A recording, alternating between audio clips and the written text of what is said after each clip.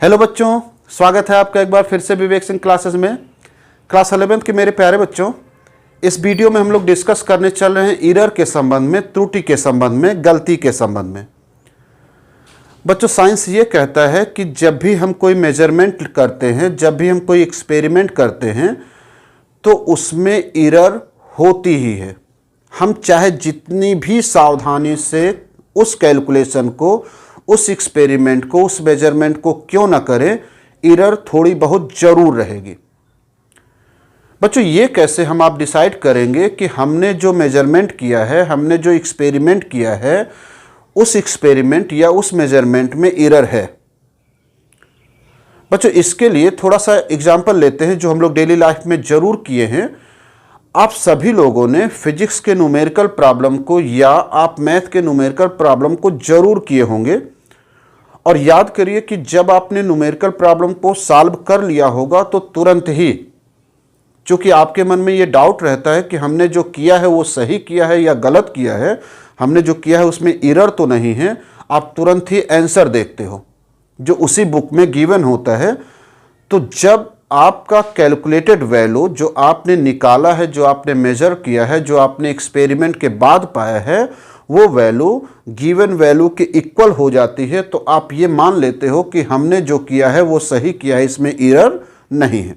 लेकिन किसी भी रीजन से, किसी भी कारण से अगर आपने जो कैलकुलेट किया है, आपने जो एक्सपेरिमेंट किया है या जो आपने मेजर किया है, वो वैल्यू गिवन वैल्यू से कम या ज़्यादा हो, तो आप कहते हो कि मेरे कैलकुलेशन में, मेरे एक्सपेरिमेंट में या हमने जो मेजर किया है इसमें एरर है। प्यारे बच्चों, एरर कैसे पता लगे? एरर पता करने के लिए हमने दो क्वांटिटी का डिफरेंस लिया है। कौन कौन से दो क्वांटिटी का डिफरेंस लिया? एक वो क्वांटिटी जो पहले से पता है और दूसरी हमने उसी क्वांटिटी को खुद कैलकुलेट किया है। प्यारे बच्चों, जो क्वांटिटी पहले से पता होती है उसे हम लोग प्रामाणिक मान कहते हैं, स्टैंडर्ड वैल्यू कहते हैं। और जो हम आप मेजर्ड करते हैं या जो हम आप कैलकुलेट करते हैं, उस वैल्यू को कहते हैं calculated value, experimental value, measured value या प्रेक्षित मान। ठीक? और एरर क्या होता है? एरर इन्हीं दोनों वैल्यू के बीच में डिफरेंस के इक्वल होता है। तो बच्चों, अगर हम आपसे कहें कि एरर यानी कि त्रुटि कैसे आप कैलकुलेट करते हो, तो त्रुटि कैलकुलेट करने के लिए प्रामाणिक मान जो प्री डिसाइडेड होता है, जिसकी वैल्यू पहले से हमको पता होती है, और प्रेक्षित मान यानी कि जो हम आप कैलकुलेट करते हैं या जो हम आप मेजर करते हैं, इन्हीं के डिफरेंस के इक्वल होता है। अगर ये डिफरेंस ज़्यादा है तो हम कहेंगे कि एरर ज़्यादा है, अगर ये डिफरेंस कम है तो हम कहेंगे कि ये जो एरर हुआ है वो कम हुआ है। बच्चों, एरर ज़्यादा भी है, कम भी है, एरर पॉजिटिव भी हो सकती है, निगेटिव भी हो सकती है।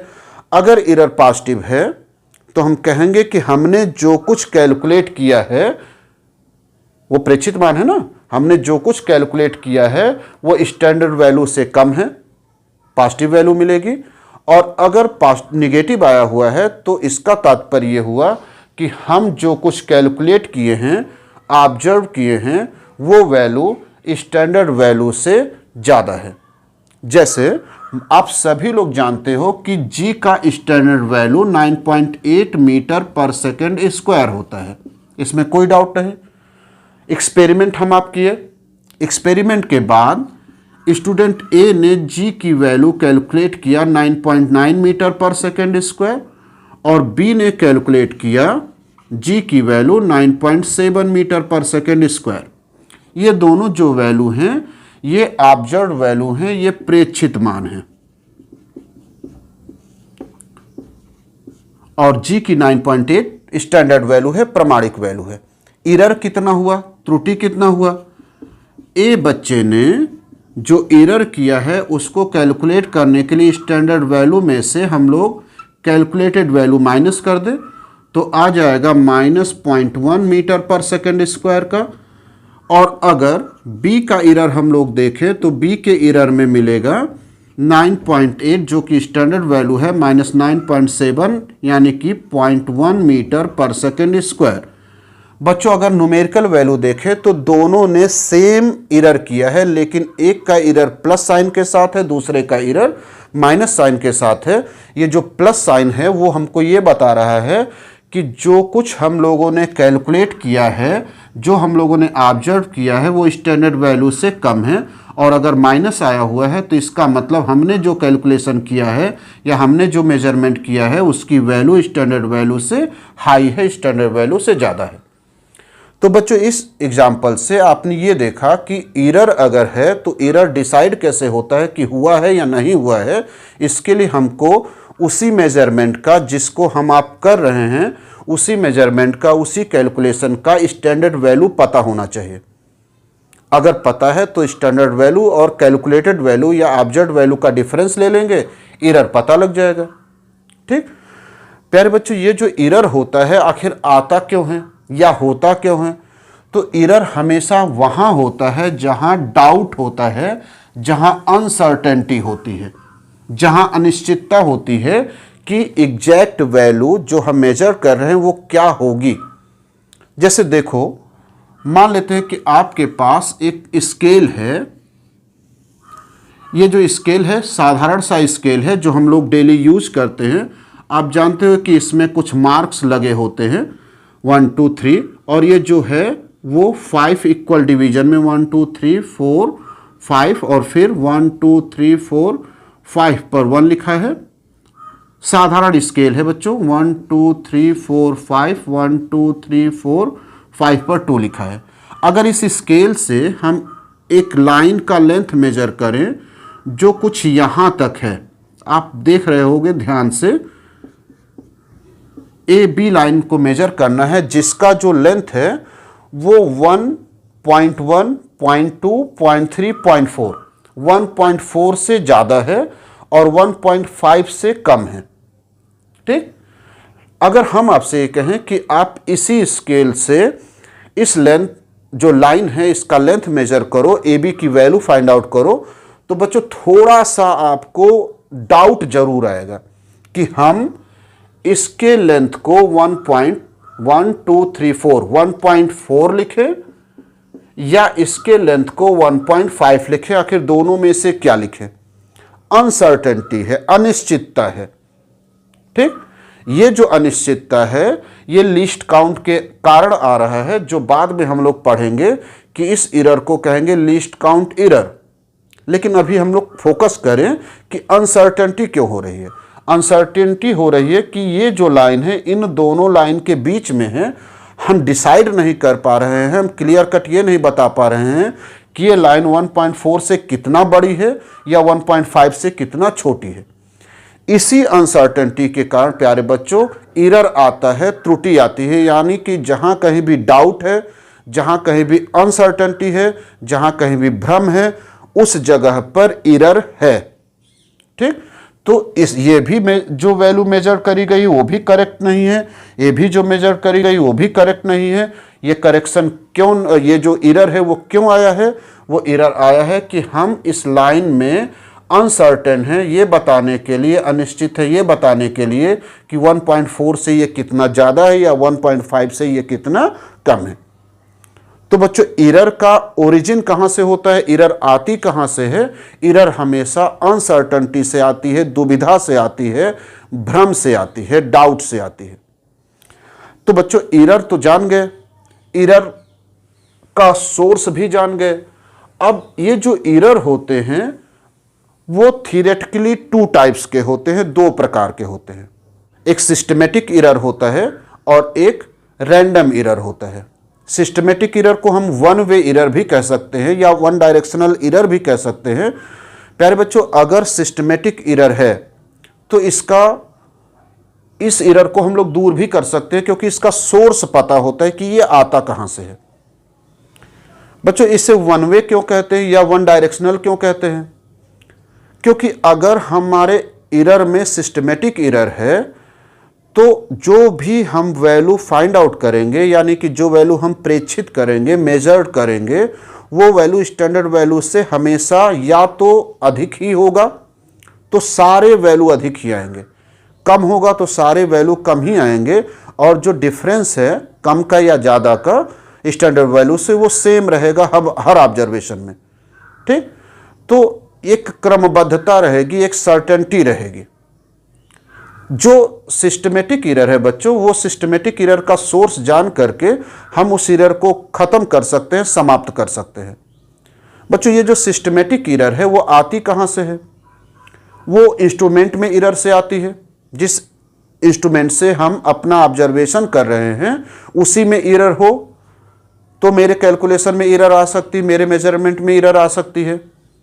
सेकंड, हमको उस इंस्ट्रूमेंट को अप्लाई करने की टेक्निक ना पता हो कि कैसे उसे हम अप्लाई करते हैं। जैसे सबसे कॉमन एरर प्यारे बच्चों होता है कि थर्मामीटर से जब हम बॉडी टेम्परेचर मेजर करते हैं तो उसका टेक्निक है टेम्परेचर मेजर करने का कि थर्मामीटर के हेड को आप अपने जीभ के नीचे रखो तो आपका बॉडी टेम्परेचर एग्जैक्ट पता चलेगा। लेकिन बहुत सारे सिचुएशन में, जैसे छोटे बच्चों के माउथ में नहीं डाला जाता है, आप किनारे ऐसे लगाते हो तो उस समय जो बॉडी का टेम्परेचर होगा वो एग्जैक्ट टेम्परेचर से कुछ ना कुछ कम आएगा। ये बैड टेक्निक है मेजरमेंट की। ठीक, तो अगर हम इंस्ट्रूमेंट को अप्लाई करने की टेक्निक ही नहीं जानते हैं तो मेरे ऑब्जर्वेशन में निश्चित है कुछ ना कुछ एरर जरूर होगी। हम अपनी टेक्निक को सुधार लें, एरर भी सुधर जाएगी। थर्ड टाइप ये होता है बच्चों कि पर्सनल एरर होता है। जो व्यक्ति ऑब्जर्व कर रहा होता है, जो व्यक्ति एक्सपेरिमेंट कर रहा होता है, उसके मेजरमेंट के स्टाइल में ही अगर गड़बड़ी हो तो एरर हो सकती है। जैसे कॉमनली बच्चों आपने देखा होगा कि जब आप स्केल यूज करते हो, साधारण इंच पटरी यूज करते हो, तो उसमें लाइन देखने के लिए या लेंथ मेजर करने के लिए आप अपने आई लेवल के नीचे रखते हो तो एग्जैक्ट वैल्यू आती है। लेकिन अगर कोई बच्चा ऐसे थोड़ा सा टिल्ट करके देखे, थोड़ा सा तिरछा करके देखे, तो उसे एक दो लाइन ज़्यादा या एक दो लाइन कम भी दिख सकती है। तो स्टाइल ऑफ मेजरमेंट जो होता है वो अगर गड़बड़ है तो एरर जरूर आती है। हम अपने स्टाइल को सुधार ले, जैसा डिसाइड है उस हिसाब से अगर हम मेजरमेंट करेंगे तो एरर कम आएगी। तो बच्चों सिस्टमेटिक जो एरर होता है वो इंस्ट्रूमेंट पर डिपेंड करता है। सिस्टमेटिक जो एरर है वो टेक्निक पर डिपेंड करता है। सिस्टमेटिक जो एरर है वो पर्सनल एरर पर डिपेंड करता है। अगर ये सारे सिचुएशन को हम हैंडल कर लें तो एरर नहीं होगी। लेकिन प्यारे बच्चों जो सेकेंड टाइप ऑफ एरर है, रैंडम एरर है, वो जो एरर है वो अनसर्टेन होता है। आप मेजरमेंट उससे करते चले जाओ तो होता क्या है, रिजल्ट कभी सडनली कम होता है, कभी ज़्यादा होता है। जबकि जो सिस्टमेटिक था उसमें अगर एक ऑब्जर्वेशन बढ़ रहा है तो सारे ऑब्जर्वेशन इंक्रीज करेंगे सिमिलर डिफरेंस से। घट रहा है तो सारे घटते चले जाएंगे सिमिलर डिफरेंस से। लेकिन घट भी रहा है, बढ़ भी रहा है, तो इसका मतलब वहां पर रैंडमनेस है, वहां पर अक्रमबद्धता है। तो ये दूसरे टाइप का जो एरर है ये कैसे भी हो सकती है। जैसे आप ऑब्जर्वेशन कर रहे हो, कोई बच्चा आपका नाम लेकर के पुकार दे, आप थोड़ा सा उधर देखो, ऑब्जर्वेशन डिस्टर्ब हो गया। या आप कोई इलेक्ट्रिसिटी का ऑब्जर्वेशन कर रहे हो, सडनली वोल्टेज ड्रॉप हो जाए या वोल्टेज हाई हो जाए, थोड़ा सा फ्लक्चुएशन हो जाए, ऑब्जर्वेशन बिगड़ सकता है। तो इसका सोर्स नहीं पता होता है, इसलिए इसे हम रिजॉल्व नहीं कर सकते। इस प्रकार के एरर को हम कम या समाप्त नहीं कर सकते। तो कैसे हम लोग रैंडम एरर को कम करेंगे? हमारे चैप्टर में, हमारे कोर्स में बस यही है, क्योंकि सिस्टमेटिक एरर तो हम लोग दूर कर सकते हैं। ठीक, तो जो कुछ कैलकुलेशन हमारा है प्यारे बच्चों वो रैंडम एरर पर डिपेंड करता है। तो एरर, फिर से शुरू वाले पॉइंट को याद करिए जो हमने इस वीडियो के प्रारंभ में बोला था कि एरर का पता लगाने के लिए सबसे जरूरी होता है कि स्टैंडर्ड वैल्यू पता हो। ठीक, तो अगर रैंडम है, रैंडम एरर आ रही है, ठीक, तो मेरे पास स्टैंडर्ड वैल्यू कैसे होगी? यहीं से चलिए हम लोग कैलकुलेशन की तरफ बढ़ें, रियल में एरर को अब पढ़ना शुरू करें। ठीक, तो प्यारे बच्चों अगर रैंडम एरर है तो रियल वैल्यू पता लगाने के लिए,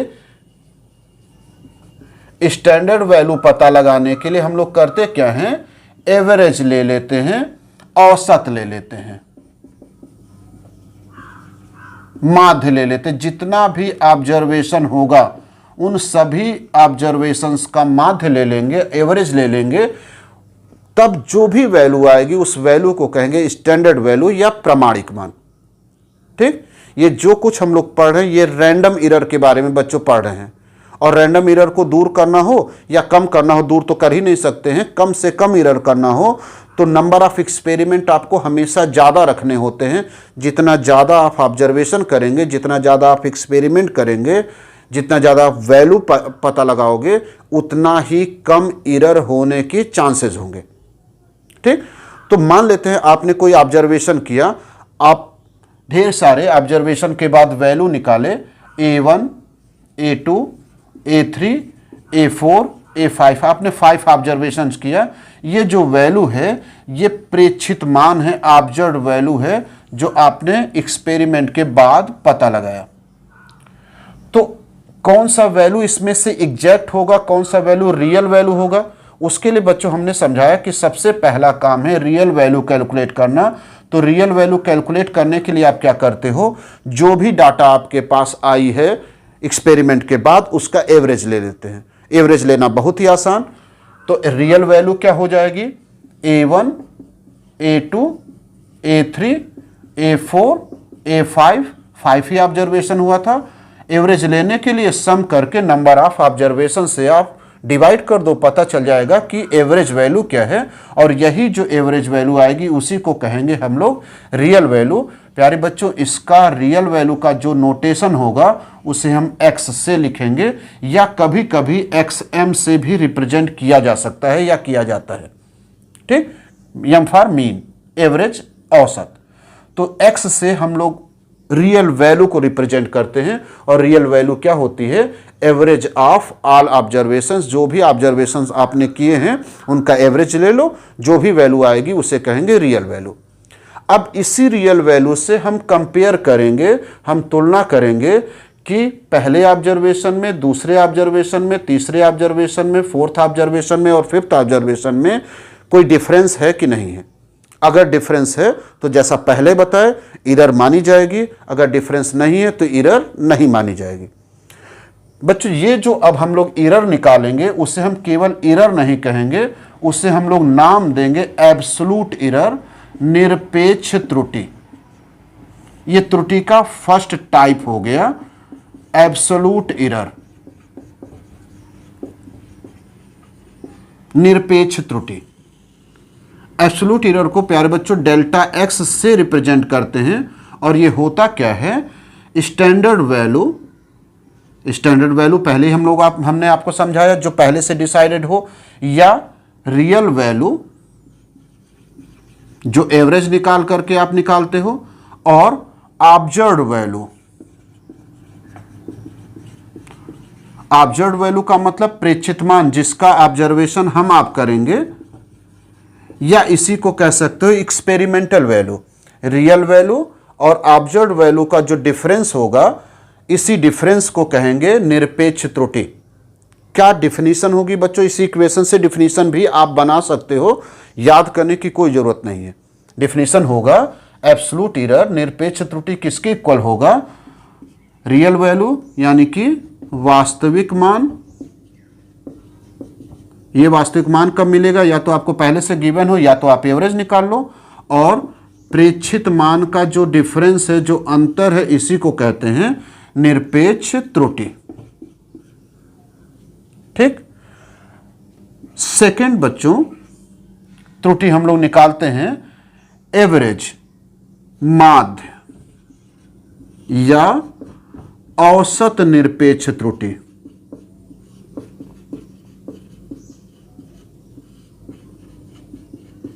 यानी कि जो हम लोगों ने एब्सोल्यूट एरर निकाला है उसका एवरेज, मीन एब्सोल्यूट एरर। इसके लिए आप क्या करोगे, जब आप यहां डिफरेंस लोगे यानी कि एब्सोल्यूट एरर लोगे, तो बच्चों पॉजिटिव भी आएगा, नेगेटिव भी आएगा, जीरो भी हो सकता है, कोई ऑब्जर्वेशन एग्जैक्ट हो जाए। ठीक, तो प्लस भी हो सकता है, माइनस भी हो सकता है। एवरेज लेते समय, औसत निकालते समय, मीन निकालते समय आप केवल उनका मैथमेटिकल वैल्यू लोगे, साइन यूज नहीं करोगे। अगर माइनस है तो माइनस साइन नहीं यूज करना है, प्लस आया है तो प्लस नहीं यूज करना है, केवल और केवल न्यूमेरिकल वैल्यू लेना है। प्यारे बच्चों, इसके लिए साइंस में या मैथ में मॉड साइन यूज किया जाता है। -3 का मॉड का मतलब होता है 3 और 3 का मॉड का मतलब भी होता है 3, यानी कि न्यूमेरिकल वैल्यू। तो किसका आप एवरेज लोगे? चूंकि डिफरेंस लोगे तो निश्चित है प्लस माइनस आएगा ही। आप प्लस नहीं लेना है, आपको माइनस नहीं लेना है, केवल और केवल न्यूमेरिकल वैल्यू लेना है और उसका मीन ले लेना है। माध्य या औसत निरपेक्ष त्रुटि को x बार से रिप्रेजेंट करते हैं। और ये होता क्या है? ये फर्स्ट ऑब्जर्वेशन में जो आपने निकाला था एब्सोल्यूट एरर, उसका मॉड, सेकेंड में जो आपने निकाला था एब्सोल्यूट एरर, उसका मॉड मीन्स केवल न्यूमेरिकल वैल्यू।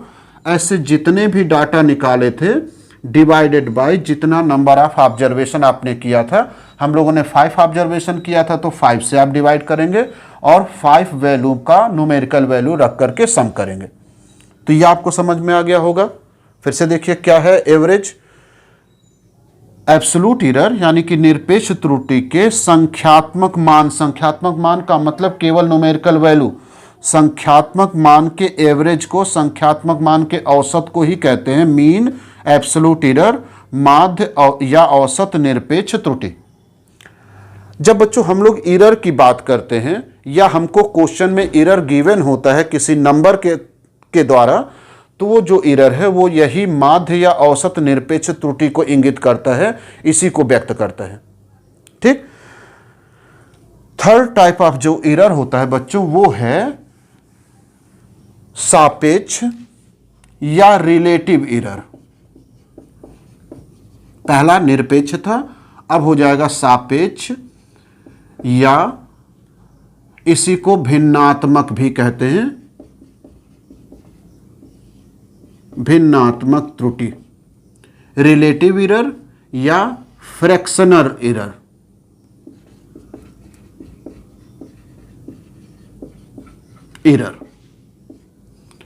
ये कैसे डिसाइड होता है, ये कैसे डिफाइन होता है? Delta x bar by x, इसी को बच्चों कहते हैं भिन्नात्मक त्रुटि या सापेक्ष रिलेटिव एरर। डिफाइन कैसे करेंगे? ये फ्रैक्शनल एरर हो गया, मान लो हमने शार्ट में लिख दिया FG। ठीक। कैसे इसे आप डिफाइन करोगे? डेल्टा x बार क्या था?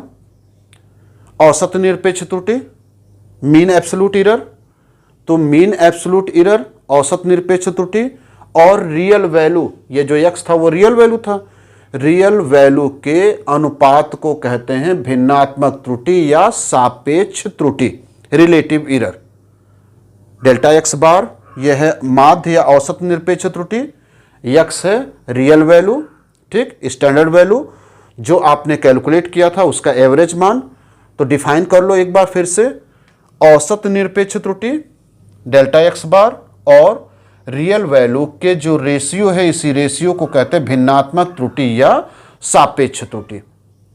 प्यारे बच्चों, फोर्थ टाइप की जो एरर होती है वो एरर है प्रतिशत त्रुटि। सबसे ज्यादा यूज किया जाने वाला जो एरर है वो है परसेंटेज एरर। ये क्या है बच्चों? जो परसेंटेज एरर है, प्रतिशत जो त्रुटि है, वो त्रुटि भिन्नात्मक त्रुटि में 100% का आप गुणा कर दो तो मिल जाता है प्रतिशत त्रुटि। यानी कि भिन्नात्मक त्रुटि का प्रतिशत मान, ये जो एरर आया हुआ है फ्रैक्शनल एरर, उसका जो परसेंटेज वैल्यू होती है उसी को कहते हैं प्रतिशत त्रुटि। बच्चों, ये सारा जो आपके सामने लिखा हुआ बोर्ड पर, ये आपको पूर्णतः ध्यान में रहना चाहिए, जिससे हम आगे चल करके इन सबको एक ही क्वेश्चन में अप्लाई कर सकें। तो एक बार फिर से देखो क्या होता है। आपने कोई ऑब्जर्वेशन लिया रैंडमली, ठीक, रैंडम ऑब्जर्वेशन लिया, तो उसमें से रियल वैल्यू कैसे पता लगाओ कि कौन सबसे अच्छी वैल्यू है, जिसके बेस पर हम कैलकुलेशन आगे करेंगे। तो उसके लिए आप क्या करते हो? एवरेज ले लेते हो। जो ऑब्जर्वेशन की एवरेज वैल्यू होती है वही वैल्यू कहलाती है रियल वैल्यू या स्टैंडर्ड वैल्यू। रियल वैल्यू और ऑब्जर्व्ड वैल्यू के बीच का जो डिफरेंस है, इसी डिफरेंस को कहते हैं एब्सोल्यूट एरर। एब्सोल्यूट एरर के यानी कि निरपेक्ष त्रुटि का जो संख्यात्मक मान है, जो न्यूमेरिकल वैल्यू है, उसका एवरेज जब लेते हैं तो मिलता है मीन एब्सोल्यूट एरर, औसत निरपेक्ष त्रुटि। औसत निरपेक्ष त्रुटि यानी कि मीन एब्सोल्यूट एरर और रियल वैल्यू के रेशियो को कहते हैं सापेक्ष या भिन्नात्मक त्रुटि, फ्रैक्शनल एरर। फ्रैक्शनल एरर के परसेंटेज वैल्यू को कहते हैं प्रतिशत त्रुटि। प्यारे बच्चों, ये सारी चीजें अगर आपको समझ में आई तो आप अपने अब इस वैल्यू को यानी कि जो आपने एक्सपेरिमेंट किया है या जो आपने मेजरमेंट किया है उसे एक्सप्रेस कैसे करोगे, उससे व्यक्त कैसे करोगे, उसका प्रेजेंटेशन कैसे करते हैं।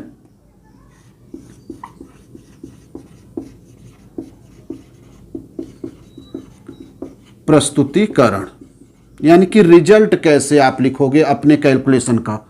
तो रिजल्ट लिखने के लिए आप जो भी फिजिकल क्वांटिटी मेजर किए हो वो लिखोगे, प्लस माइनस। ये प्लस माइनस अनसर्टेनिटी ही बताता है, क्योंकि हमने आपसे कहा कि एरर कब होती है, उसका सोर्स क्या होता है, उसका ओरिजिन क्या होता है, उसका ओरिजिन अनसर्टेनिटी होता है। तो ये जो प्लस माइनस का साइन है ये डाउट का साइन है कि जो वैल्यू है वो वैल्यू रियल वैल्यू से थोड़ी सी ज़्यादा भी हो सकती है, थोड़ी सी कम भी हो सकती है। और यहां पर प्लस माइनस के बाद लिखेंगे average absolute error x plus minus delta x बार। तो इसे देख लीजिएगा, ये बहुत ही कॉमन स्टाइल है रिप्रेजेंट करने का, रिजल्ट लिखने का। लेकिन कभी कभी बच्चों होता क्या है कि इसको वैल्यू के साथ परसेंटेज एरर भी लिख दिया जाता है, प्रतिशत त्रुटि भी लिख दिया जाता है। ठीक, लिखने का ये कॉमन स्टाइल तो नहीं है। कॉमन स्टाइल तो यही है कि आप अपने जो भी क्वांटिटी मेजर किए हो उसके साथ प्लस माइनस सिंबल के साथ एब्सोल्यूट एरर की मीन वैल्यू लिख दो। ठीक, लेकिन कभी कभी परसेंटेज एरर लिख देगा। ठीक है, तो परसेंटेज एरर लिखेगा तो उसे हम कैसे सॉल्व करेंगे ये तो हम लोग न्यूमेरिकल के थ्रू देखेंगे। ये सब कुछ बच्चों त्रुटि के संबंध में आने वाले प्रकार हैं, टाइप्स हैं, मैथमेटिकल टाइप्स हैं जिनका हम लोग यूज करेंगे कैलकुलेशन में।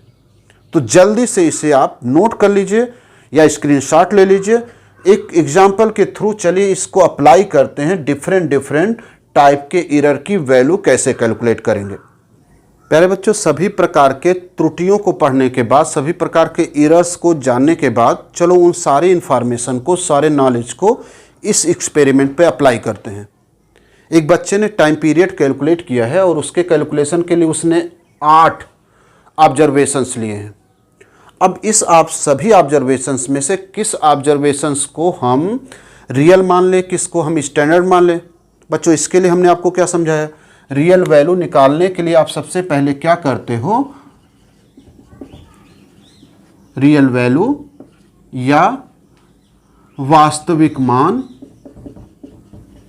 इसके लिए आप सभी जो भी वैल्यूज आई हैं आफ्टर आप एक्सपेरिमेंट उन सब का एवरेज लेते हो और उसको हम लोग शो करते हैं x से।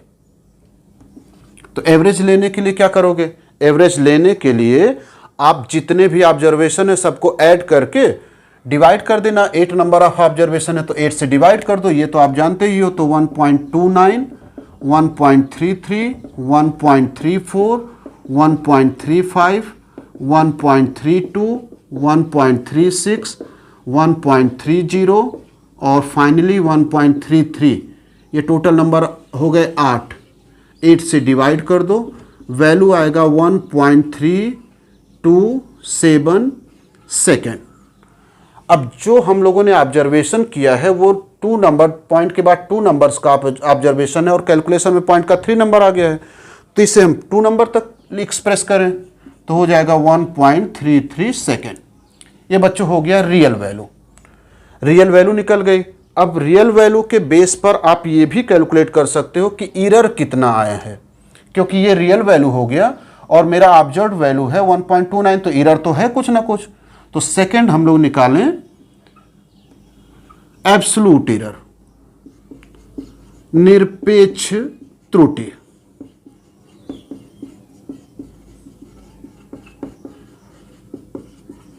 इसके लिए हम लोग क्या करते हैं, इसके लिए रियल वैल्यू में से ऑब्जर्व्ड वैल्यू माइनस कर लें। तो फर्स्ट केस में क्या आएगा, 1.33 में से माइनस किया जाए 1.29 और इसी तरह से सभी ऑब्जर्वेशंस को माइनस किए जाएं। 1.33 minus 1.34, 1.33 minus 1.35, 1.33 minus 1.32, 1.33 minus 1.36, 1.33 minus 1.30, 1.33 minus 1.33, 1.29, 1.33, 1.34, 1.35, 1.32, 1.36, 1.30, 1.33 minus कर लो, पता लग जाएगा कि कितना एब्सोल्यूट एरर हर ऑब्जर्वेशन में अलग अलग आया हुआ है। तो 1.3 में से 1.29 आप माइनस करोगे तो आएगा 0.04। यहां पर कोई एरर नहीं है, यहां पर एरर नेगेटिव साइड में है, यहां पर भी 0.02, 0.01 माइनस 0.03, 0.03 और 0.00। आपको हमने ये बताया कि जो एब्सोल्यूट एरर है उसको आप कैसे रिप्रेजेंट करोगे। एब्सोल्यूट एरर को डेल्टा एक्स से रिप्रेजेंट करते हैं। तो डेल्टा x1 यानी कि फर्स्ट ऑब्जर्वेशन का एब्सोल्यूट एरर, सेकेंड ऑब्जर्वेशन का, थर्ड ऑब्जर्वेशन में, फोर्थ ऑब्जर्वेशन में, फिफ्थ ऑब्जर्वेशन में, सिक्स्थ ऑब्जर्वेशन में, सेवन्थ ऑब्जर्वेशन में और फाइनली 8 नंबर के ऑब्जर्वेशन में क्या क्या त्रुटियां आई हैं, एब्सोल्यूट एरर कितना है वो आपको मिल गया। अब हम लोग एवरेज निकालें, सभी एब्सोल्यूट एरर का एवरेज, जिसको हम लोगों ने नाम दिया था एवरेज एब्सोल्यूट एरर, यानी कि औसत निरपेक्ष त्रुटि। इसके लिए क्या करेंगे, हमने आपको समझाया बच्चों कि इसके लिए आप जो भी एब्सोल्यूट एरर्स आई हैं उसका केवल न्यूमेरिकल वैल्यू लोगे। इसलिए आप याद करो, हम लोगों ने माड यूज किया था। माड ऑफ x1 लेना है 0.04, माड ऑफ x2 लेना है 0.0, माड ऑफ x3 जब लोगे तो आपको केवल 0.01 यूज करना है, न कि -0.01। ठीक, तो निरपेक्ष एरर को कैसे आप लिखते हो, औसत निरपेक्ष एरर को x बार से, डेल्टा x बार से, तो केवल न्यूमेरिकल वैल्यू आपको लेना है 0.0, 0.01, 0.02 प्लस 0.01 प्लस 0.03 न्यूमेरिकल वैल्यू ही लेना है। बार बार आपको बोल रहे हैं, याद हो जाना चाहिए। एवरेज निकालते समय एब्सोल्यूट एरर का केवल और केवल आपको न्यूमेरिकल वैल्यू लेना है, इसलिए माड यूज करें हैं इस फार्मूले में। टोटल नंबर ऑफ ऑब्जर्वेशंस 8 ही होंगे। 0.04 हो गया, 0.0 हो गया, 0.01 हो गया, 0.02, 0.01, 0.03, फिर 0.03 एंड 0.00। आप इसे कैलकुलेट करोगे, इसकी वैल्यू ऐड करके जब आप 8 से डिवाइड करोगे तो आएगा 0.02।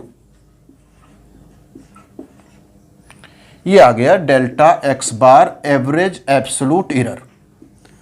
बच्चों, अगर आपको अपने इस एक्सपेरिमेंट का रिजल्ट लिखना है तो रिजल्ट कैसे लिखोगे। रिजल्ट लिखने के लिए हमने आपसे कहा कि आप x लिखोगे प्लस माइनस डेल्टा x बार लिखोगे, यानी कि 1.33 प्लस माइनस 0.02 यूनिट हो गया सेकेंड। इस तरह से हम रिजल्ट को रिप्रेजेंट करते हैं।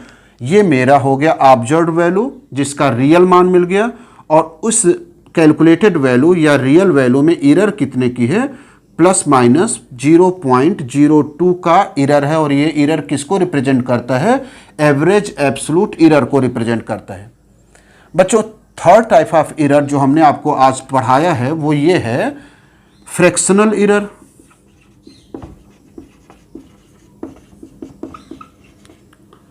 भिन्नात्मक त्रुटि।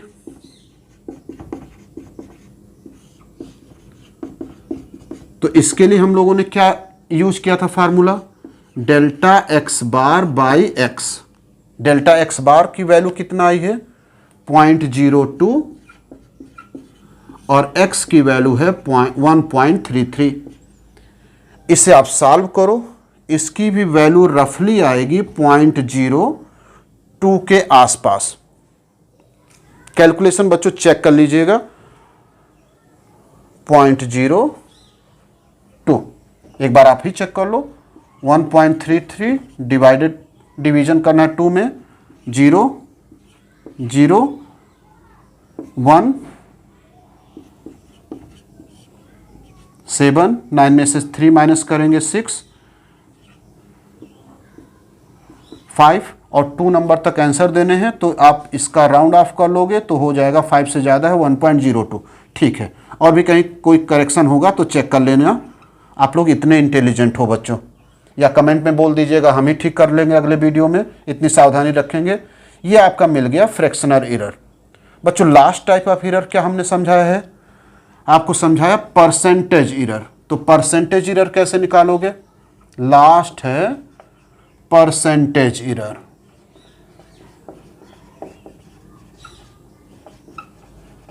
प्रतिशत त्रुटि। तो ये तो बहुत ही आसान हो जाएगा अगर आपने फ्रैक्शनल एरर निकाला है तो, क्योंकि फ्रैक्शनल एरर के परसेंटेज को ही कहा जाता है परसेंटेज एरर, यानी कि delta x bar divided by x into 100%। तो हो जाएगा 0.02 मल्टीप्लाइड बाई 100% मीन्स हो गया 2% का परसेंटेज एरर इस पूरे ऑब्जर्वेशन में हमको मिला। हमने आपको इसी वीडियो के बीच में बच्चों ये समझाया कि ये जो रिजल्ट एक्सप्रेस किया जाता है, कभी कभी इसको लिखने का एक और स्टाइल हो जाता है बुक्स में या कॉम्पिटिटिव एग्जाम में, कभी कभी एक नए स्टाइल में इसे लिख दिया जाता है। जैसे मान लो इसी का रिजल्ट लिखना है तो हम फिर से रिजल्ट लिख सकते हैं कुछ इस तरह से, x plus minus percentage error, ऐसे भी लिख सकते हैं, मीन्स 1.33 प्लस माइनस 2%। अगर कहीं बच्चों ऐसा लिखा हुआ आपको मिल गया, इसका मतलब क्या है कि ये जो यहां पर नंबर यूज है ये 1.33 का 2% है। तो जब आप भविष्य में कभी कैलकुलेशन करिएगा इस टाइप से एक्सप्रेस किए गए डाटा से, तो आप लिखेंगे डेल्टा एक्स बार की वैल्यू, यही तो डेल्टा एक्स बार है, वो हो जाएगा 1.33 का 2%, परसेंट माने बाई 100। इसी को सॉल्व कर लीजिएगा तो आपको मिल जाएगा कि डेल्टा एक्स की वैल्यू क्या है। तो बच्चों इतने टाइप्स ऑफ एरर हैं जिसको हम लोगों ने एक एग्जाम्पल से भी समझा कि एरर की जब हम ऑब्जर्वेशन ले लेते हैं तो रियल वैल्यू कैसे कैलकुलेट करते हैं, रियल वैल्यू के बेस पर एब्सोल्यूट एरर्स कैसे कैलकुलेट करते हैं, एब्सोल्यूट एरर का एवरेज वैल्यू कैसे निकालते हैं, और उसे हम रिजल्ट में कैसे एक्सप्रेस करते हैं, कैसे उसका रिप्रेजेंटेशन करते हैं। ठीक, इसके बाद फ्रैक्शनल एरर क्या होता है उसे कैसे कैलकुलेट करते हैं, और फ्रैक्शनल एरर के हेल्प से परसेंटेज एरर कैसे कैलकुलेट किया जाता है। और सेकेंड टाइप ऑफ रिप्रेजेंटेशन होता है x plus minus percentage error, और परसेंटेज एरर से डेल्टा x कैसे कैलकुलेट करोगे, जो भी वैल्यू गिवन है उसका परसेंटाइल कैलकुलेट कर लीजिएगा, परसेंटेज कैलकुलेट कर लीजिएगा। प्यारे बच्चों, परसेंटेज एरर या कह सकते हो एरर या एब्सोल्यूट एरर, इसमें से जो सबसे मेन पॉइंट है इस तरह के रिप्रेजेंटेशन को लिखना। ठीक, क्योंकि जो आने वाला क्वेश्चन होगा वो इसी के फॉर्म में एक्सप्रेस किया जाता है। उसमें जो डेल्टा एक्स है वो एवरेज वैल्यू है, किसका एवरेज वैल्यू है, एब्सोल्यूट एरर्स का। बच्चों हमेशा की भांति ये उम्मीद करेंगे कि ये वीडियो आपके लिए जरूर कुछ ना कुछ मदद किया होगा ये समझने के लिए कि एरर क्या होते हैं और एरर्स को कैसे कैलकुलेट किया जाता है किसी रैंडम डाटा के बेस पर। प्यारे बच्चों, पढ़ते रहिएगा, स्वस्थ रहिएगा। धन्यवाद, बाय बाय।